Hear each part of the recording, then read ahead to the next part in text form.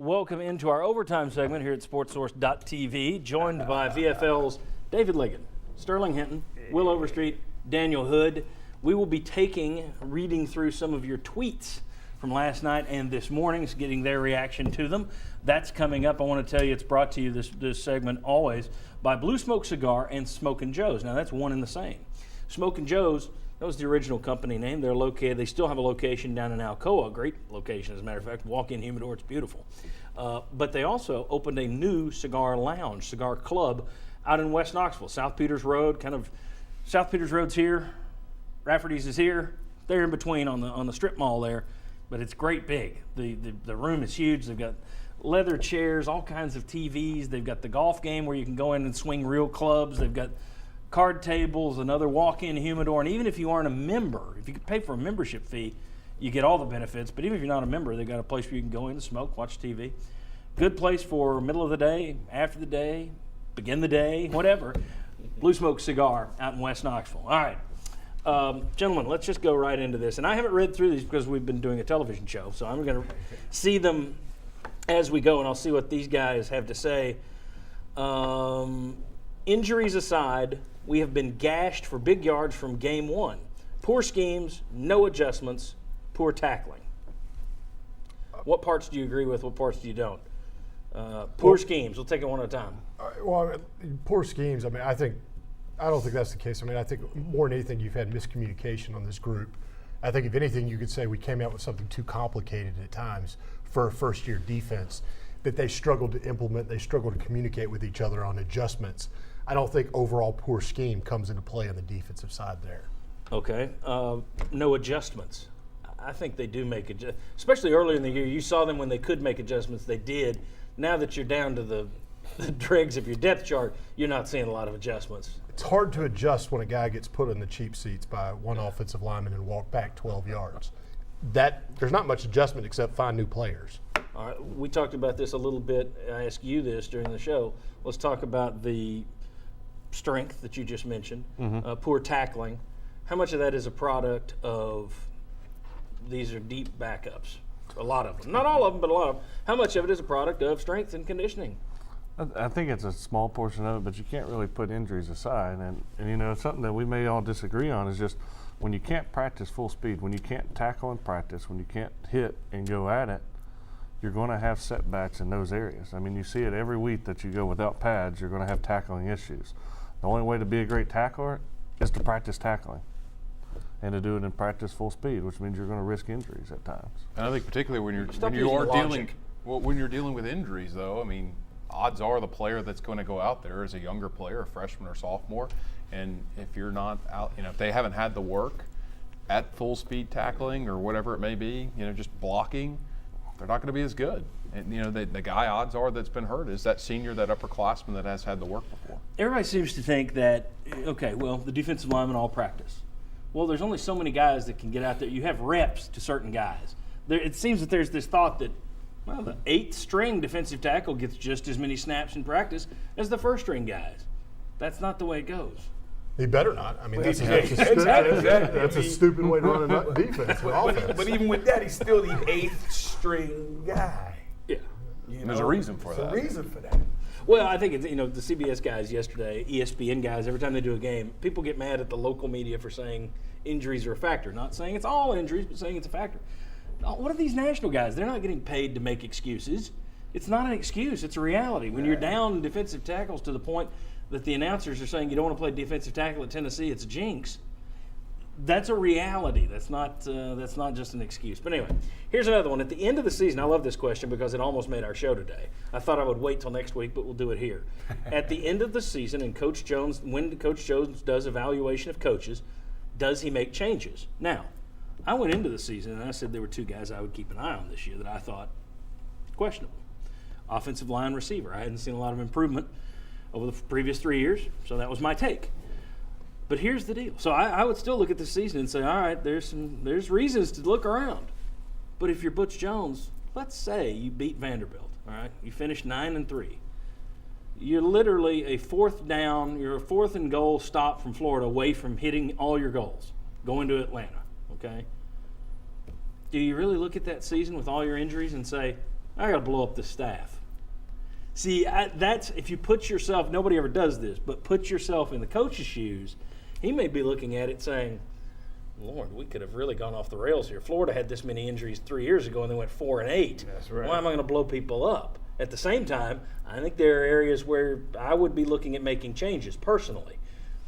What are your thoughts? Do you think he makes changes? Do you see what I'm getting at, though? If you're him, Yeah, I mean, I would make wholesale. I don't know about. I wouldn't make wholesale changes, but there's still some positions. There's still some areas that I say you're not getting better, and you need to get better. And I think those areas are pretty clear. And so I don't think you could say going into the season, whatever happened with injuries, I think you have to look at a few and just say, hey, let's take the course of the 4 years I've been here. Are we better or worse? And if it's not changed, then, hey, we're not seeing a trend up. I got to make some changes there. Well, I understand that. I understand what you're saying. But my thought process is, it's not like a cohesive coaching staff that goes through some things. And most of your great teams have coaching staff that's been together for a certain length of time, unless a coach leaves the staff for a head job or a coordinator position. So my thought process is, let's all get better together, but just my thought. And see, here's kind of my thought on it is, and I've been torn with it, and really for the past 2 years, is that when I think about some of the coaches, like some of the ones that you've mentioned, I don't know if they have complete control over who they recruit, who they start, and things like that. So why would I fire an offensive line coach if I don't let him recruit the guys he wants to recruit? Why would I fire him if I don't let him start the guys that he wants to start? And so, and those are things that I'm not completely sold, like, to start the season. I think it's obvious Drew Richmond is not your best offensive tackle to go out there. That's not your best 5 guys. Who messed up that decision? although he's played better against He has lesser played better. opponents. But so whose decision was it? And whoever that decision was should probably not be making that decision. I can go both ways on that one, too. We talked about this earlier this season, and that is, Philip Fulmer was talking about it on a radio show with Doug Matthews, two former UT coaches, obviously head coach and assistant coach. Right. And they were saying, well, the assistants will always want to go with the safer bet. The guy who's older, the guy who knows the offense.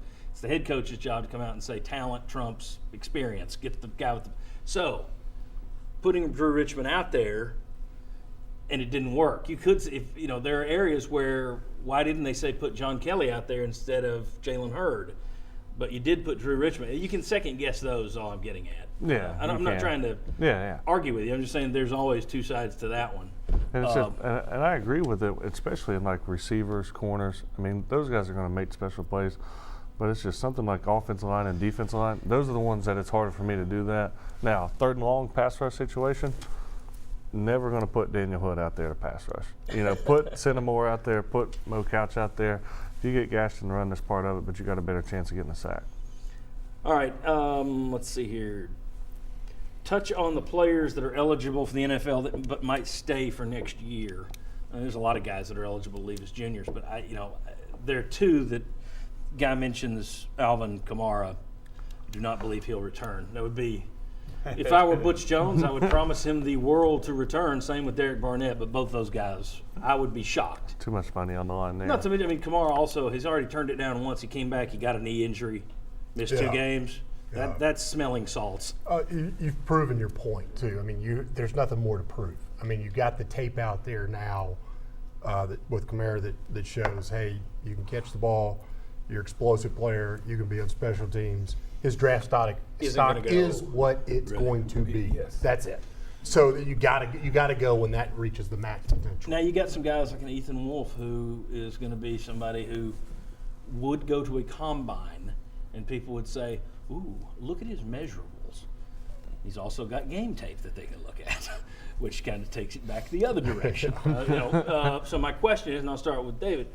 Anybody else I would say, aside from those two, if anybody else leaves, I'm going to be a little bit surprised by it, and I'm going to put it in the Marquez North, I'm just getting the hell out of here category. Well, and I was going to say, it's those players, they make those decisions based off continuity of staff or what's going on the internals. Is it, do they like their position coach? If they do, and that's a guy that you say adios to try to make a change, a lot of times those guys go ahead and leave. I had a guy I played with that made a decision based off something like that. I tell you what, I would have loved to have had him my senior year, because we would have had 3 experienced offensive linemen coming back instead of 2. But he made a decision, and it was his decision to make, and whether it's the right one or wrong one, whatever. But when you start messing with the staff, that's you can start getting some of those guys that maybe might stay, but you change something, they leave. Let's see here. Vanderbilt's a very fast team. Can we win it with our run defense? You can. You can beat Vanderbilt. But you're not going to win it with your run you're defense. not You're gonna going to outscore. You can win, but it won't be with your run defense. Score some points. Yeah. Just in the fourth quarter. Just in the fourth All quarter. right, here we go. They start to turn right about now. Butch is the second coming of Ron Zook. No. Ron Zook didn't get better record-wise every single year, and so far Butch Jones has. That's unfortunate that was said.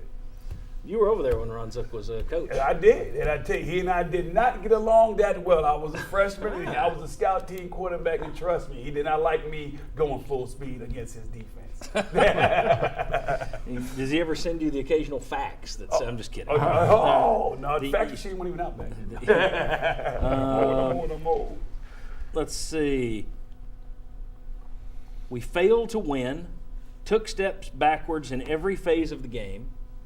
No better week 12 than week 1. Jones is not SEC material. I disagree with that. I think you are better in week 1 in offense. Just play calling, some other things you're doing. Chemistry clearly better. Chemistry's clearly better. Passing game's clearly better. So I think there's a lot of things that are clearly better. I mean, there are criticisms to be had in your offensive line. That's clear. I mean, let's just look at it. We got to call a spade in that case. And I think the defensive getting worse is just an injury thing. I mean, we've talked about that enough. Well, on your 4th string defensive tackle or defensive ends having to come in and play defensive tackle now because you don't have enough bodies, that's why you have taken back. So you can't argue, have you taken steps back? But are the reasons because of coaching and the team or just the injuries? And they're not across the board. Everything is a step back. Yeah, exactly. Another disappointing season. I agree with John Adams. He says, Florida second-year coach, second year going to Atlanta. Butch has had 4 years. Now, I would argue, if you go back and look at the recruiting rate, Will Muschamp left more at Florida than Derek Dooley left at Tennessee. So McElwain inherited a decent defense, and that's what he's won with his first 2 years. He was an offensive guy. He hasn't been winning with offense. He's been winning with defense. I give him credit. He's got the 2 skins on the wall. So if you're saying who's better, Jones or McElwain at this point, even though Jones beat him head-to-head this year, McElwain beat him head-to-head last year, you got to go McElwain. He's won the East twice. But I don't think that you say that he's not SEC material. No question, injuries have killed us on defense, but zero excuse for giving up the amount of yards we are giving up. I'm halfway. That's taking both sides of the argument. Yeah. Zero injuries have killed us, but I don't know how you But say I don't that. care. Yeah, but it doesn't matter, right? I mean, when you've got a 250-pound guy playing defensive tackle, you're going to get moved off the ball. When I looked at the opposing depth chart and I saw a starting defensive tackle that was 300 pounds or 305 or less, I was excited. I was like, I can move this guy. Physics say I can move this guy. 250? Oh, boy, I'd have been cheering and high-fiving. I'd be drinking champagne on the sideline. It's an easy game. I'm checking to your side. No wonder you guys struggled your senior year if you're drinking champagne on the side. All right. I think good I that want to senior add to that one, and just to do a little football teaching 101 here, and you all can correct me if I'm wrong, but the reason it matters with defensive tackle. You need a wipey board? Maybe. I've got 50. But the reason is, if those tackles are moving back, linebackers have to be fast forward downhill. And so if you've got a defensive tackle in your face, guess what? You can't go down here. So now you're trying to move laterally, playing off blocks, which is going to create more holes. Okay, now second thing, another stat Jimmy pointed out, in that you've had 8 different starting secondaries this year, which is a crazy number. Now, the most important thing in the run game is where the secondary fits in to help stop it. So It's too late now. yeah, Now so that you've finished. yeah, it's late now. But so you see how it all correlates into another, and then the next issue that's not even have to do with just the basic linear progression of defense goes into when you're practicing. Because guess what? If you've got 8 different secondaries in practice, you probably got more than that I think it's 9 after yesterday. Oh, really? Wow. Up to 9 different starting lineups. But again, you're not going to be able to practice full speed on doing that type of little stuff. So guess what you're going to do? You're going to give up these big run games. Now, 400 may be a little, that may be on the brink of being over the edge. But, when you think about going from game 1 to game 9 and you're having all these things still come up, that's why you're not seeing a great improvement right now. Yeah. Well, I tell you, injuries are hard, and I'm speaking from my offensive perspective. If I was behind the center, I'm looking for that guy with no experience, whether it's in the D line, linebacker, especially in the secondary. Secondary and is almost like the offensive line. They have to work in cohesion as one. So if I got one guy fooled and doesn't know how to back up the other guy, chances are I got a route coming that's going to be open, and I like the chances of getting the ball to my playmakers to do something after they catch the ball. It's just the way. It's just unfortunate. It's a reality that we have to get our emotions out of that equation and then deal with it as apples and apples. We got injuries and different starting combinations, different playing combinations. It's hard to create continuity, and football is a large part to do with continuity and team effort. All right, if Jones doesn't win the SEC next year, he may never do it. Do you accept what you got or go get a proven winner with money? If he doesn't win the SEC next I don't think you have the money to do it. So, when you look at Tennessee's books right now, they're not that great. A winner's a winner. I just know that, let's put it this way, who's the sure thing?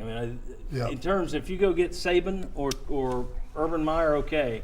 But for me, jury's still out on Harbaugh. Remember, it was only a couple of years ago that Brian Kelly's the greatest hire. Why didn't we get this guy? Yeah, he's going to get fired at Notre Dame.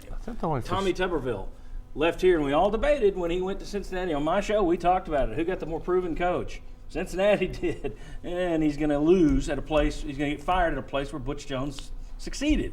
I think the only proven guy out there right now is the guy at Louisville.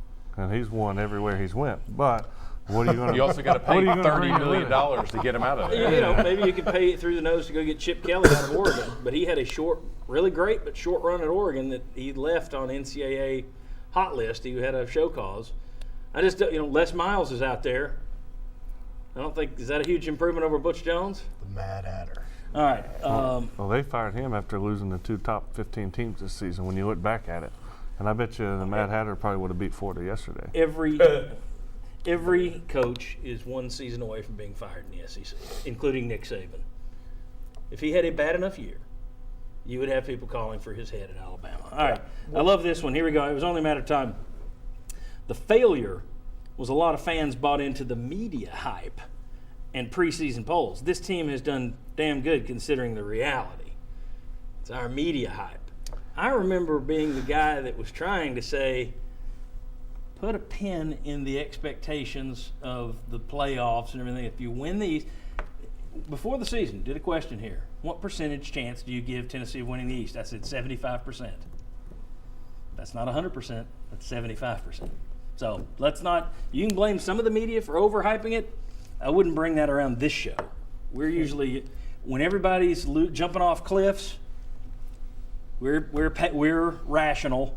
When everyone's celebrating and popping champagne, we're rational, unless it's Florida, then we let you pop your Unless champagne. it's Sterling. All right, let's see here Earlier in the very year quickly. too, Sterling and I were saying 12-0. Will said 9-3. Very And quickly. I think you brought up injuries. Yep. Oh, well, that's another thing. We'll leave it there. That is another thing. You can go back. I tweeted it last night. I went back to April 10th. We are a year-round show here. It's 52 weeks a year. Back on April 10th of this year, we asked this fall what is going to be the biggest issue, the biggest hurdle between Tennessee and an East Division championship. And it was Chuck was on the show, Vince Ferrara was on the show, Josh Ward was on the show, Mike Strange was there. 3 or 4 of it, and I gave some options, and 3 or 4 of us said injuries. Injuries are the big thing that could really bite you, because that's the X factor that can always. One guy said Florida, I think one said Georgia, but it was mainly injuries. And I specifically said that there was one injury in particular that you couldn't survive. I said Jalen Reeves-Maybin. And I stand by that. If you had Jalen Reeves-Maybin out there all year, I don't think your defense is anywhere near as It's a lot bad better. as it's been. It's definitely a lot better. And based on what you said right there, John P., I think we had Jalen Reeves-Maybin in the South Carolina game, even with everything that happened. Yeah. We win that game because he's playing. Oh, let me get your thoughts on the Jalen Hurd thing if I haven't already. Did I get you? Some of you were in for one of it. Did you guys answer they would have beaten Carolina if he had quit earlier? I don't. There's no doubt in my mind. From the way they looked, the way they have looked since he's departed, I think they beat South Carolina. That was the game that it all came to a head. He pulls himself out of the game. To me, if you've got Kelly, Kamara, and everyone's on the same page, looking like they're wanting to play, looking like they're having fun, maybe Dobbs doesn't have that horrible night. It wasn't like they were blown out either.